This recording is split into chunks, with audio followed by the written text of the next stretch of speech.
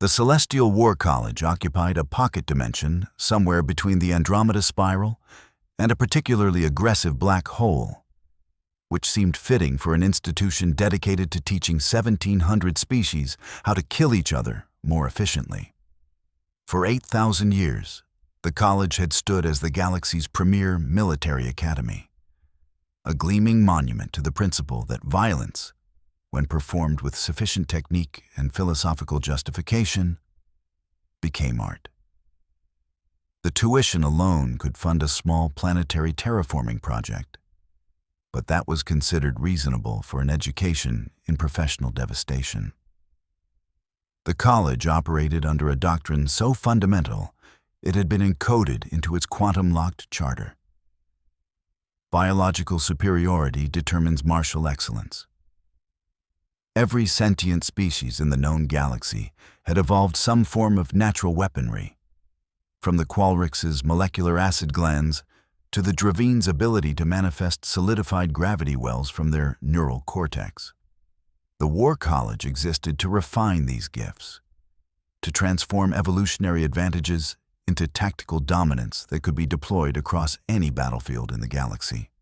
What nobody had bothered to consider was what happened when a species showed up that evolution had apparently skipped entirely during the distribute cool weapons phase of development. This oversight was about to become a very expensive lesson in assumptions.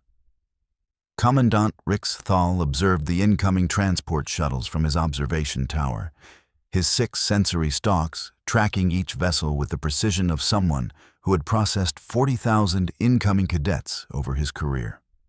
He was Venthari, which meant his crystalline endoskeleton could project monomolecular cutting edges from any point on his body, and his respiratory system could generate neurotoxic gas clouds on command. He had personally trained 12 galactic champions and authored 9 volumes on the philosophy of biological combat superiority. He was about to experience the academic equivalent of a stress fracture.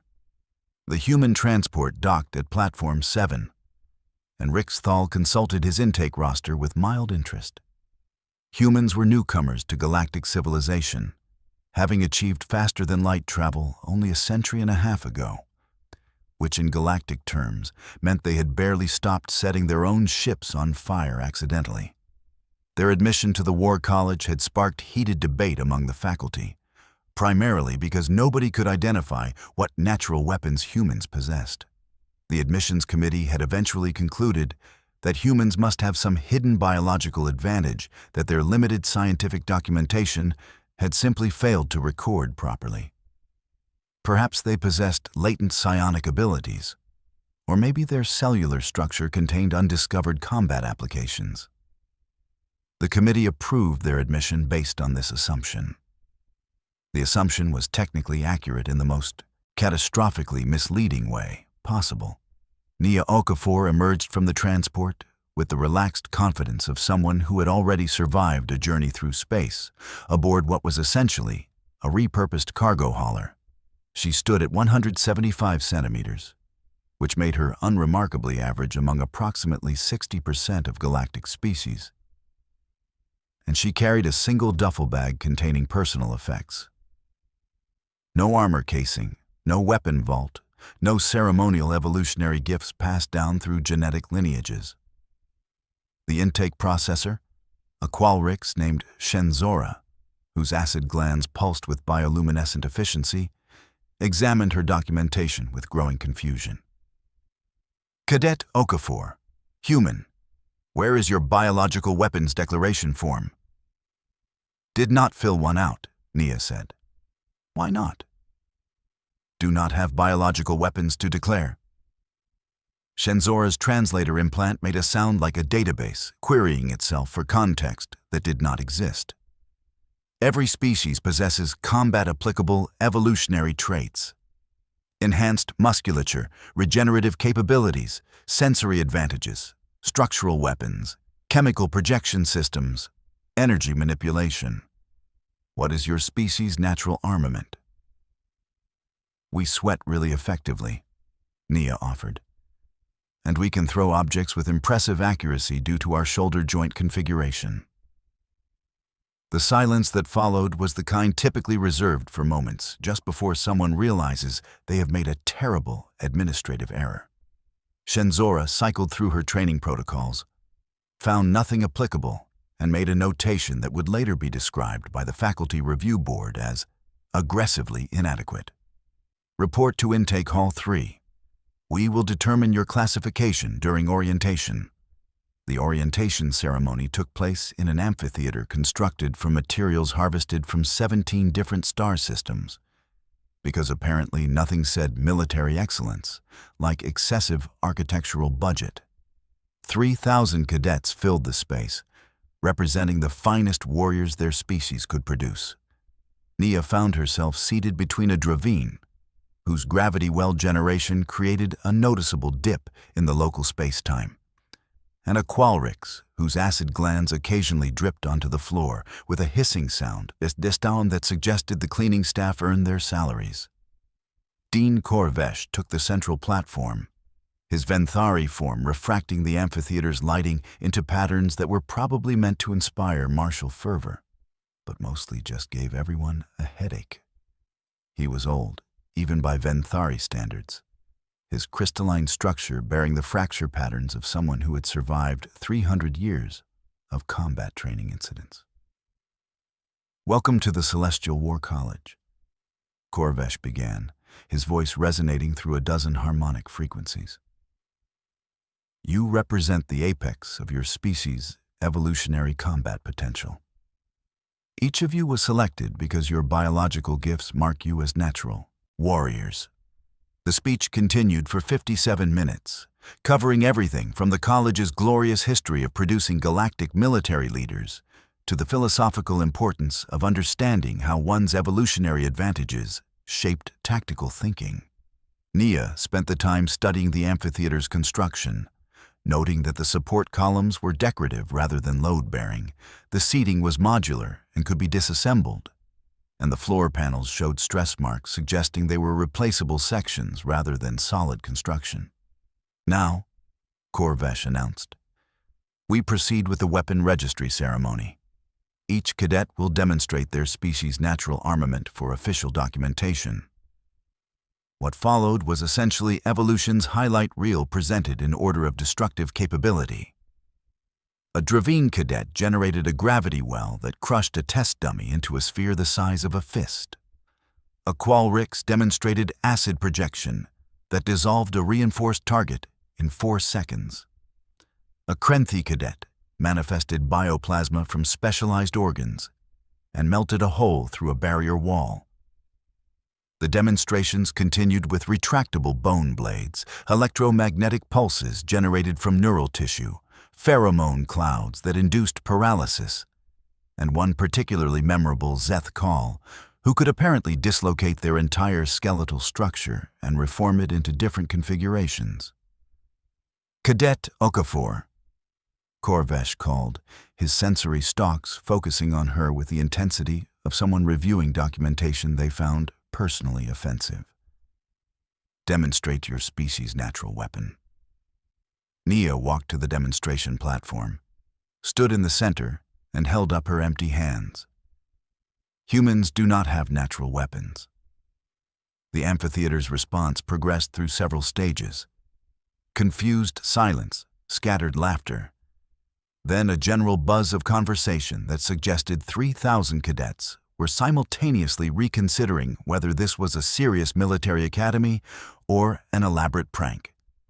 Corvesh's crystalline form flickered through several colors that his species used to express complex emotions, settling on something the translation matrix identified as profound administrative irritation mixed with existential confusion. "Impossible," Corvesh stated. "Every species that achieves sentience develops combat-applicable evolutionary traits. It is a fundamental requirement of survival in a hostile universe." "We developed tool use instead," Nia said, "and cooperative social structures. Also endurance hunting, which is less impressive in demonstration format." More laughter. this time with an edge of derision.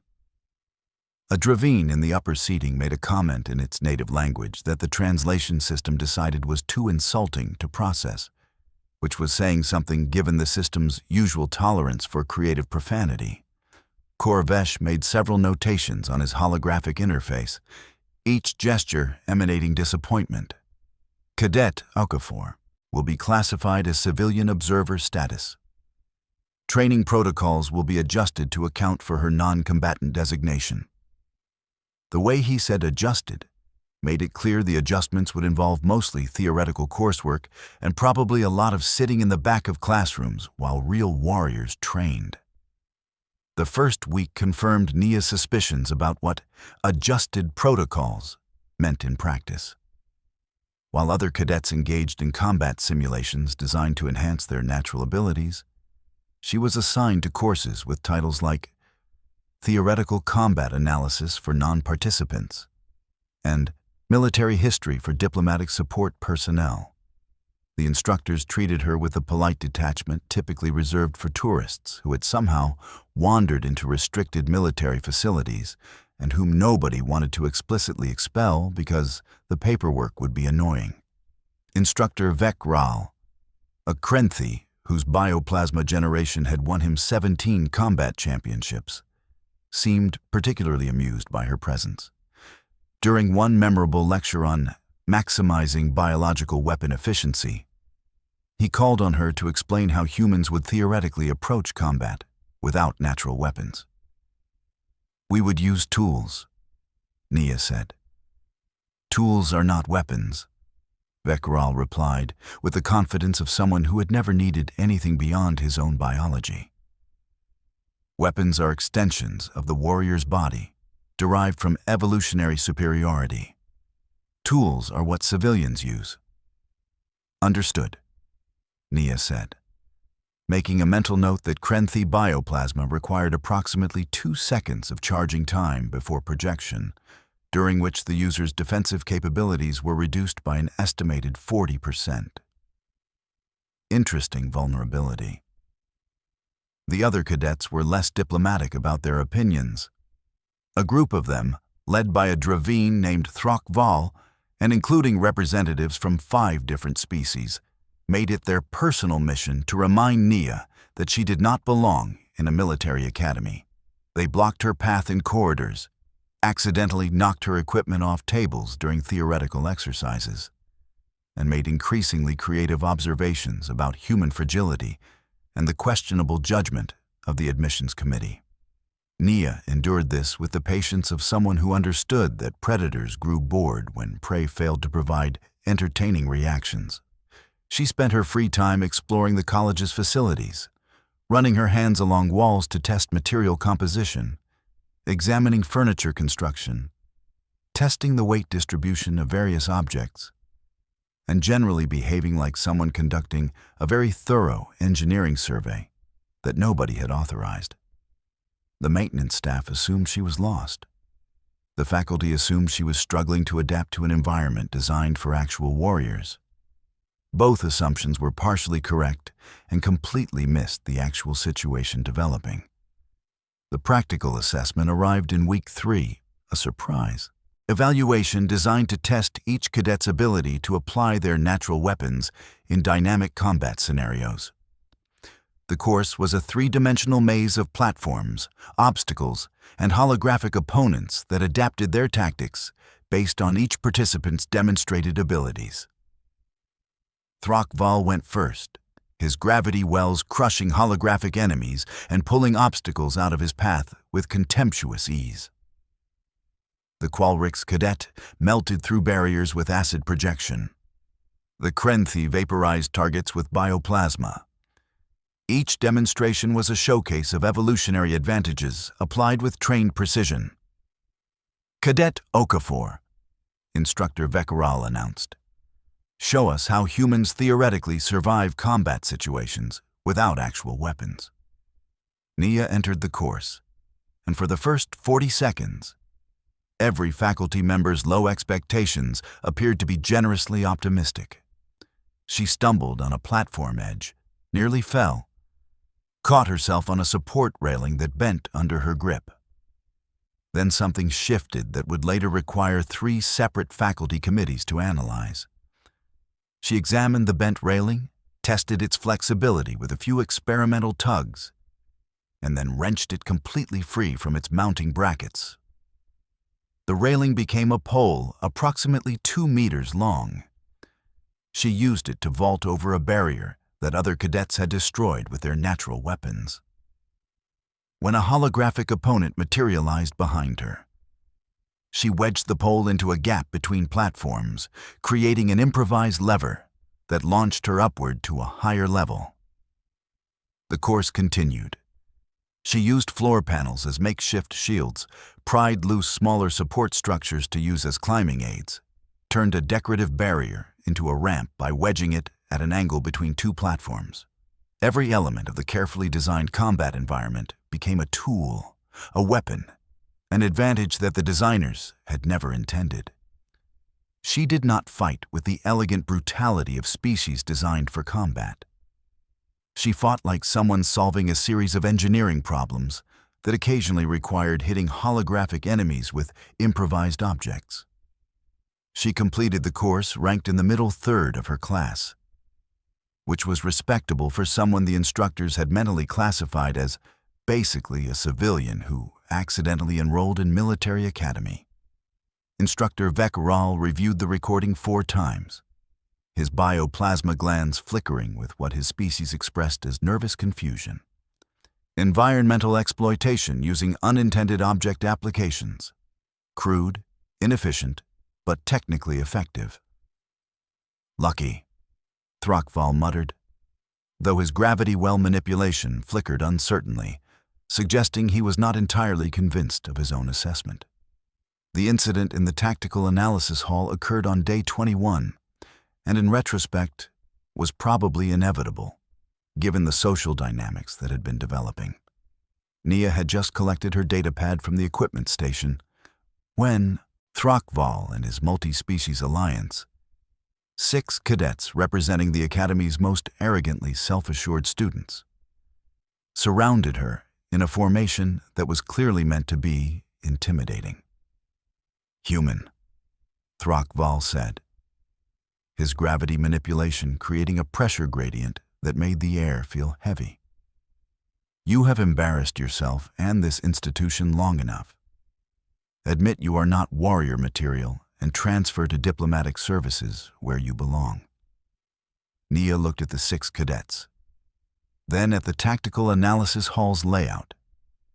30 training tables, each equipped with holographic projection equipment, equipment racks along the walls containing various training implements, structural support beams every 5 meters.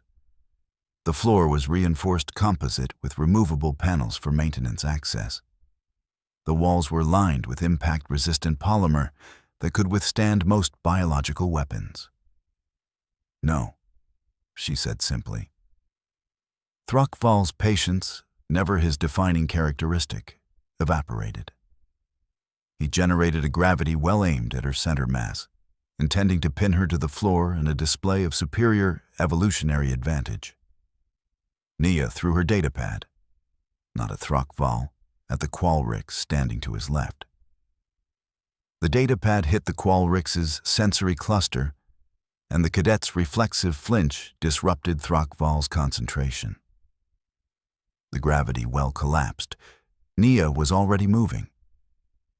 She grabbed the edge of the nearest training table and flipped it, the reinforced surface becoming an improvised shield as a Krenthi's bioplasma blast splattered harmlessly against the composite material. She drove the table forward like a battering ram, catching the Krenthi in the midsection. The cadet doubled over, and Nia pivoted, swinging the table in a wide arc that scattered 2 more attackers. A Venthari cadet lunged from her right, monomolecular blades extending. She dropped the table, grabbed a training chair, and used it to pin the Venthari's blade arm against a support column. The chair's legs wedged into the column's maintenance panel, creating an improvised trap that the Venthari could not escape without retracting his blades. which would eliminate his offensive capability. Throckval recovered, circling her with renewed caution and significantly reduced confidence. "You cannot improvise forever, human. You have no real weapons." "Do not need them," Nia said, grabbing a holographic projector from the equipment rack. She activated it while simultaneously hurling it at the remaining Qualrics. The device projected a disorienting light pattern while in flight, and the Qualrics' visual processing system overloaded, causing the cadet to stumble directly into a storage cabinet. The fight lasted approximately 2 minutes and involved creative applications of training equipment, furniture components, holographic technology, and one particularly unfortunate incident involving a maintenance toolkit.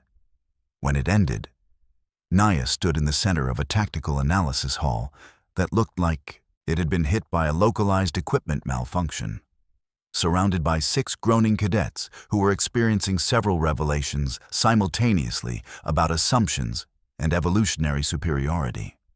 Security personnel arrived to find her calmly straightening her uniform. "There was a disagreement about my enrollment status," she explained. The security footage review became a mandatory viewing for the entire senior faculty and lasted nearly 4 hours. 14 instructors, 3 deans, Commandant Rixthal, and one increasingly distressed facilities manager watched the recording from multiple angles while the room's atmosphere progressively shifted from confusion to concern to something approaching existential dread. "She violated no combat regulations," Dean Korvesh observed, his crystalline form flickering through colors that suggested intense cognitive dissonance. "Environmental weaponization is not prohibited because no species has ever required such a prohibition." "She turned a chair into a restraint system," Instructor Vekral said quietly, "and a datapad into a distraction weapon, and a holographic projector into both a projectile and a sensory attack simultaneously." Commandant Rixthal had spent the last 3 hours accessing human historical databases, and what he discovered had caused his sensory stalks to retract protectively. "Faculty," he said, with the careful tone of someone delivering catastrophically bad news, "I strongly suggest reviewing human military history. Specifically, their documented tendency to weaponize literally anything within reach during combat situations. The archives told a story that violated several principles the War College considered fundamental to military science. Humans had weaponized agricultural equipment, cooking implements, musical instruments, sporting goods, furniture, vehicles designed for peaceful transport, construction materials, and in one particularly disturbing historical incident that required 3 separate confirmations: a frozen aquatic animal. They had turned defensive fortifications into offensive weapons, used their own infrastructure as improvised armaments, and demonstrated what the research database clinically described as pathological inability to observe any object without immediately calculating combat applications. They evolved without natural weapons, Dean Korvesh said slowly, his voice resonating with horrified realization. So they developed the cognitive framework to turn everything else into weapons instead. This fundamentally changes our evaluation protocols, Rixthal decided. Place her in advanced combat assessment. If this ability is limited or situational, it will be exposed under rigorous testing. And if it is not limited? Vekral asked. Nobody answered, which was the most honest response available. The advanced combat evaluation took place in Arena 12, a holographic combat zone capable of simulating any environment and generating opponents calibrated precisely to each participant's demonstrated skill levels. Nia entered to find herself in a recreation of a standard military facility. Walls, floors, structural elements, and yes, furniture. including several heavy-duty administrative desks that the college used throughout its facilities. Her opponents materialized.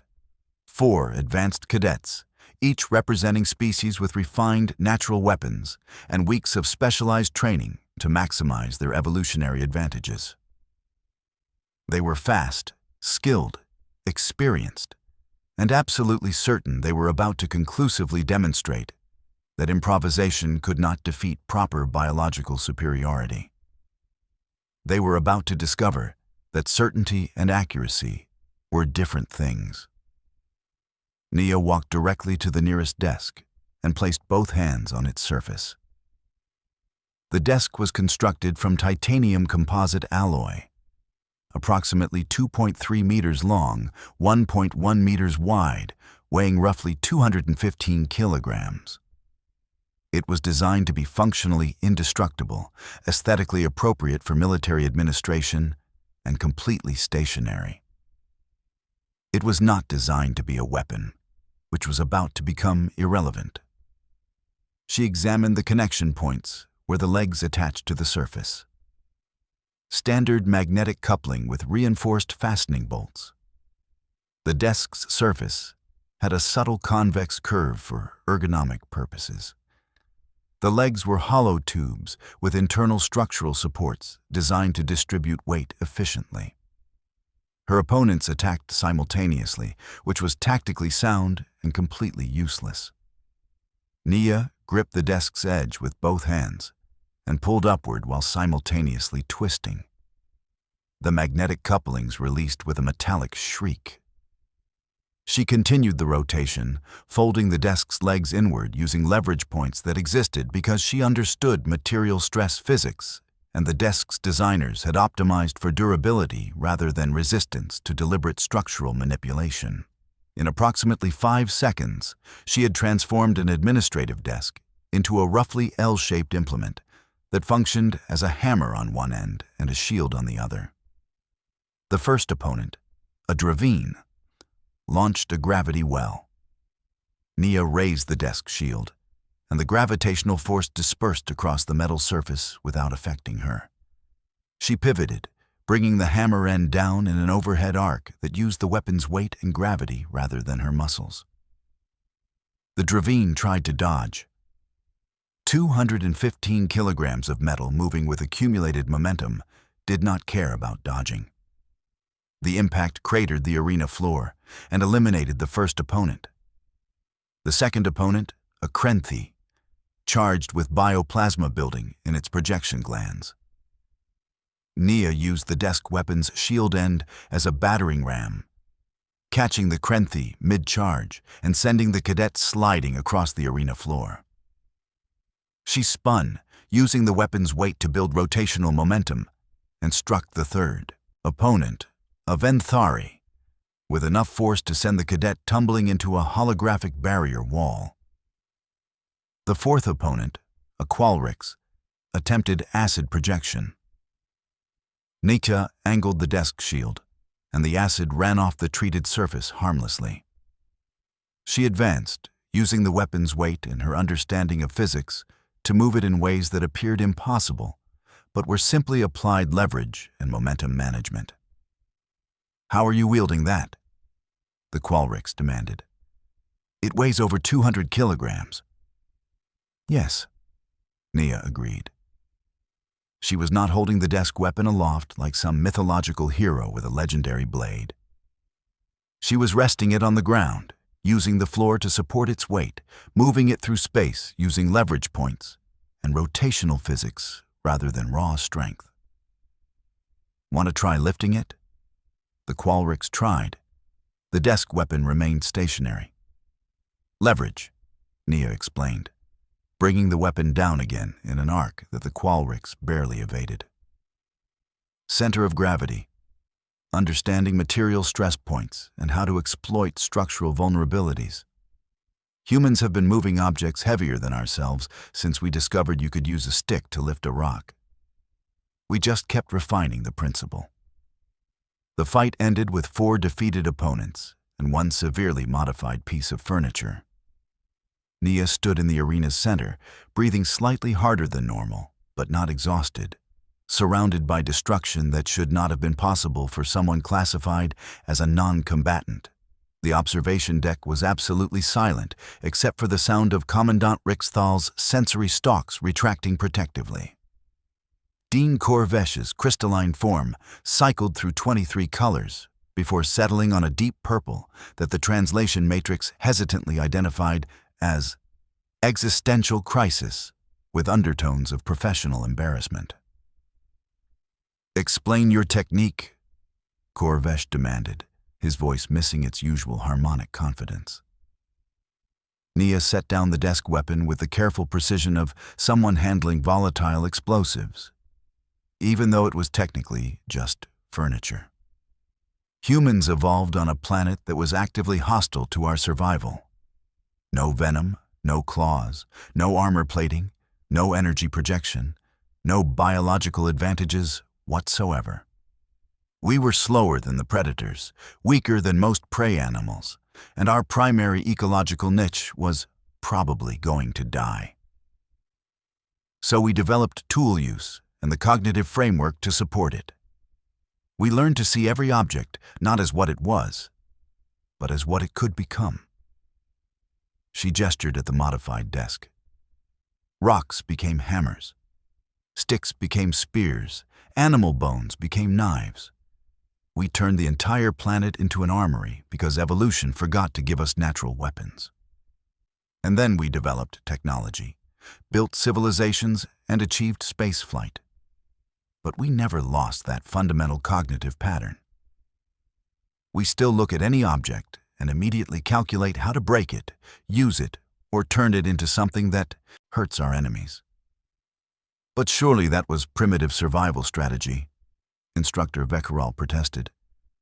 You have advanced technology now.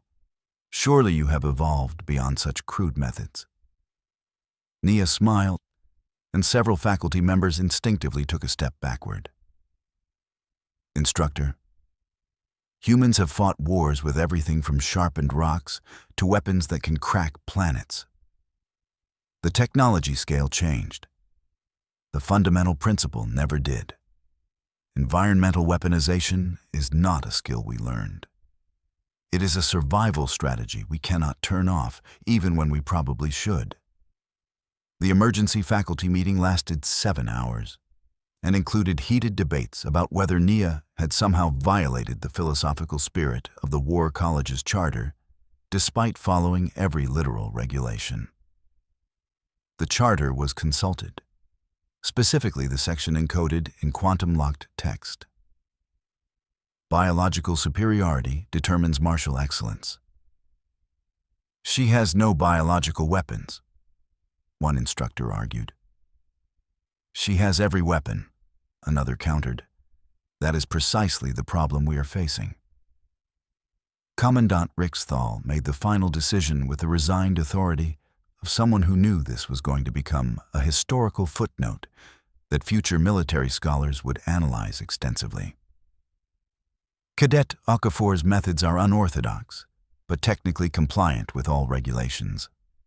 She will continue her training under a new classification. Should we not update the curriculum? Dean Corvesh asked. Other cadets are already attempting to replicate her techniques. They were, and the results ranged from ineffective to actively dangerous. Dravine cadets could not calculate leverage points while simultaneously managing gravity well generation.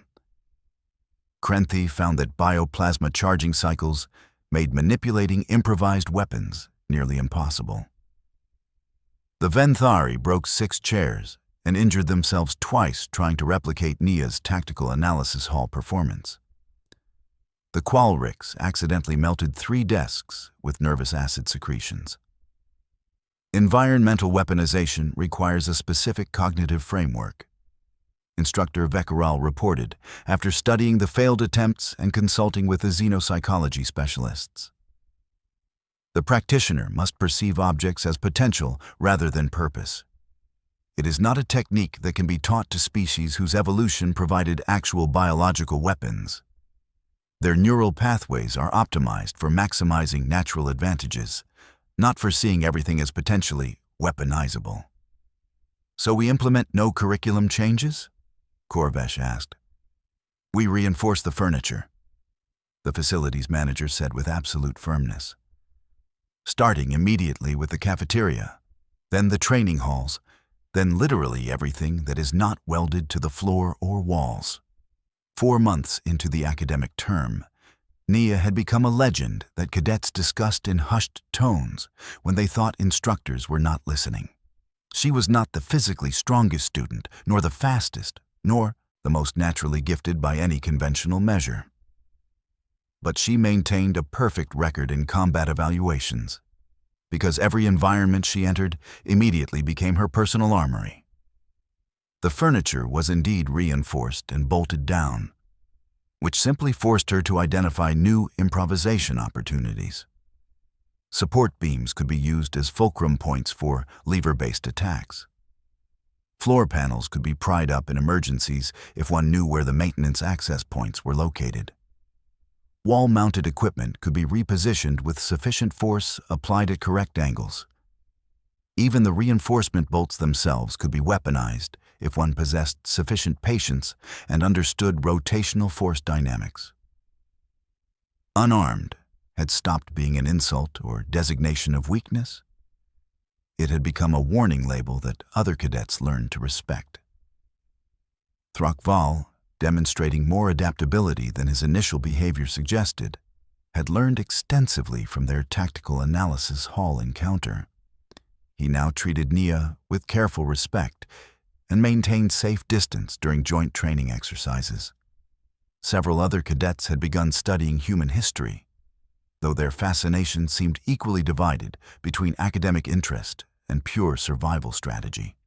On graduation day, Dean Korvesh addressed the assembled cadets with his usual fondness for extended philosophical observations about martial excellence and evolutionary destiny. "You came to the Celestial War College to refine the weapons evolution provided. You leave as masters of your natural gifts, prepared to serve your species with distinction." Nia stood among her graduating class, officially classified as Environmental Combat Specialist Grade Alpha, which was the college's bureaucratic method of admitting they had no idea what else to call someone who had systematically demolished every assumption they held about combat theory. "The Celestial War College," Korvesh concluded, his voice carrying harmonic overtones of reluctant admiration, "has spent 8,000 years teaching the galaxy's finest warriors how to perfect their evolutionary advantages. This year, we learned that evolution's most dangerous weapon might be the species that evolution apparently forgot to arm at all." After the ceremony, Commandant Rixthal found Nia examining one of the ceremonial pillars in the graduation hall with the focused attention of someone conducting an engineering assessment. "Graduate Okafor, what are you doing?" "Noticing that these pillars are decorative rather than load-bearing," Nia observed. "They could be toppled with approximately 60 kilograms of force applied at a 23-degree angle from vertical. And the material composition suggests they would fragment into approximately 12 large pieces upon impact, each of which could be weaponized."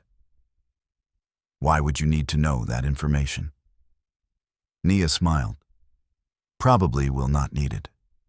But that is the fundamental thing about humans, Commandant.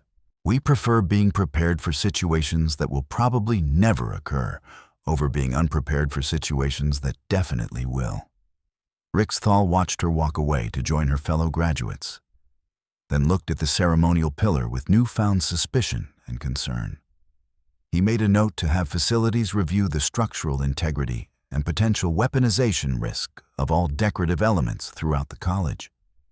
Then he made a second note to investigate whether graduation certificates could be weaponized, because with humans, one could apparently never be too careful about objects that seemed harmless.